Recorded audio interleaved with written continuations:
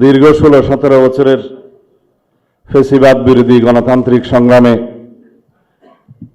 অনেক রক্তদানের মধ্য দিয়ে রক্তের সাগর পাড়ি দিয়ে আজকে আমরা এইখানে উপনীত হয়েছি।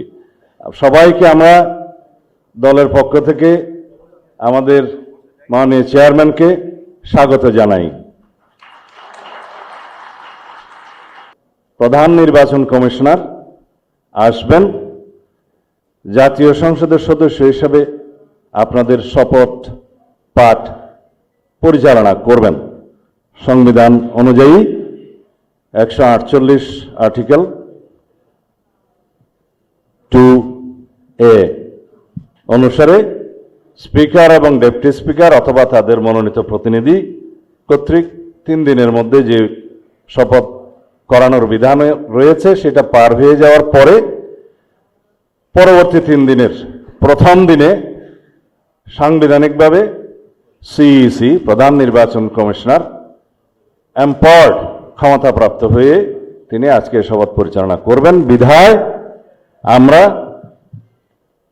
সদস্যদের শপথ পত্র বা ঘোষণাপত্র এই সাদাটাতে আমরা দস্তখত করব শপথ নেয়ার পরে। এখানে আপনাদেরকে বলা হয়েছে আমি ...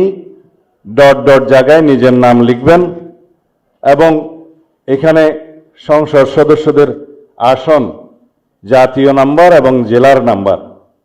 সাপোজ আমার নাম্বার হচ্ছে 294 কক্সবাজার 1, সেটা লিখতে হবে। এখানে নিচে আছে নির্বাচনী এলাকার নম্বর, স্বাক্ষর এই জায়গায়।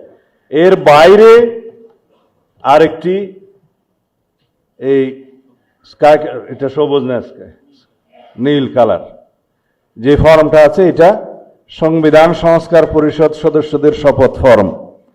আমরা কেউ সংবিধান সংস্কার পরিষদের সদস্য হিসেবে নির্বাচিত হইনি এবং সংবিধানে এটা এখনো ধারণ করা হয়নি।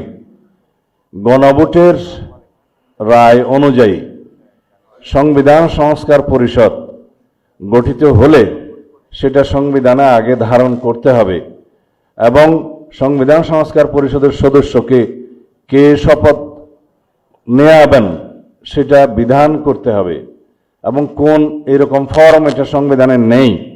এই ফর্মটি 3য় তফসিলে আছে, সাদাটা এইরকম। তখন একটা ফর্ম সংবিধানের 3য় তফসিলে আসবে, সেগুলো সাংবিধানিকভাবে জাতীয় সংসদে গৃহীত হওয়ার পরে তখন জাতীয় সংবিধান সংস্কার পরিষদের সদস্যদের শপথ নেয়ার বিধান করা যাবে।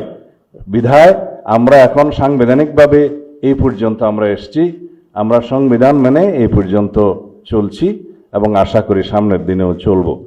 আমি মাননীয় চেয়ারম্যানের নির্দেশে ওনার উপস্থিতিতে আপনাদেরকে এই আমাদের দলীয় সিদ্ধান্তটা জানালাম। ধন্যবাদ সবাইকে।